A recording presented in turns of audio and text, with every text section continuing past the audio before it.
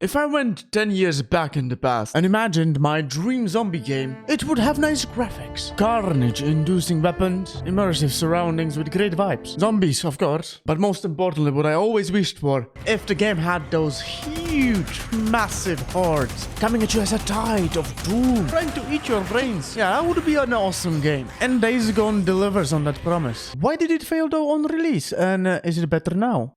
Let's see. Look, I'm not gonna lie, I couldn't really find out what actually happened on launch, why people didn't like it that much, what was the fuss all about. I didn't care much about it back then because, oh yes, it came on PlayStation, not PC. Shame. The biggest problem I heard about was that it had a lot of FPS problems. First part of Days Gone, the technical performance. Holy, this is bad.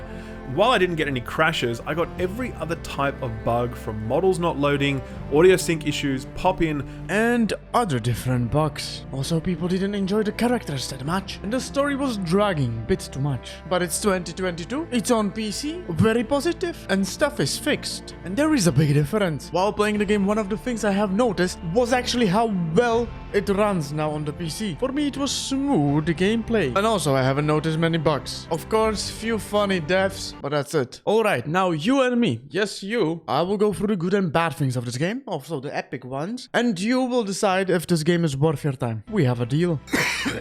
By the way, I got the virus as well, and surprisingly after school you started working as well. Hence less uploads, I'm sorry. But now for the most important part of this game is the love that the developers put into this game. When you explore the world on the motorbike, you feel the love. The ambience works with the graphics, and the world feels alive. In the beginning, you will go through this land immersed. There's not only danger from the zombies, but also the wildlife. Wolves are actually a pretty good challenge at the beginning. But let's go back to the zombies. And they are done wonderfully. They have a certain fear-inducing presence. In the late game, there are so many of them. But even in the early game, when there might be only one or two, they are always a danger. And this is the biggest surprise and the advantage of the game. A game that is about hordes. Hundreds of zombies running at you at the same time. And still every single one of them possesses the ability to tear you apart. As you can see on the screen right now, it takes like 3 to 4 hits to take me down by a single zombie. Look, in the early game, they are forced to be reckoned with. When the ammo is scarce, and you are in the fear of attracting more of them. There is also a lot of attention to detail. Zombies will cover their eyes from the flashlight, and they will move in different patterns to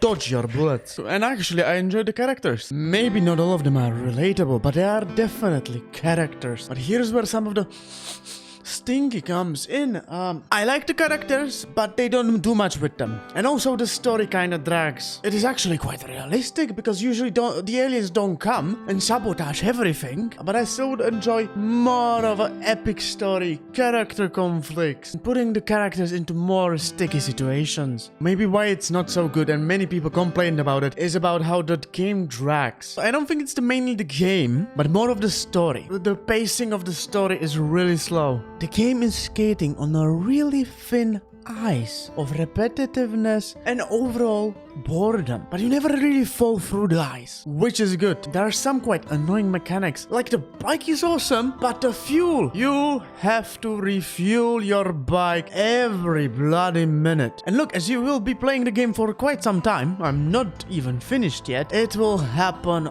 always. The other activities like shooting and stuff is also quite repetitive. There's not many variety of stuff you can do, but as I said, the only reason you don't fall through the ice because the stuff you do, although it might be repetitive, is so good. You feel the love of the game, see the epic zombies, you just want to have fun and shoot them. And this circle is done so well that you will keep playing and enjoying the game. If you will binge this game in a few days, as I did, yeah, it might get to you. But I feel if you play only a few hours a day, it might keep you excited. One thing was done horribly in my opinion. That is the looting part of this game. Really soon after the start, you start realizing that there's nothing to loot in the world. In a survival apocalypse, nothing good comes from looting houses, finding good places there is no reward. You get amazing stuff in this game, like cool guns, upgrades for your bike, skins for the bike. But all of this you will get by increasing the reputation and finishing missions. With leveling, this is your only progression.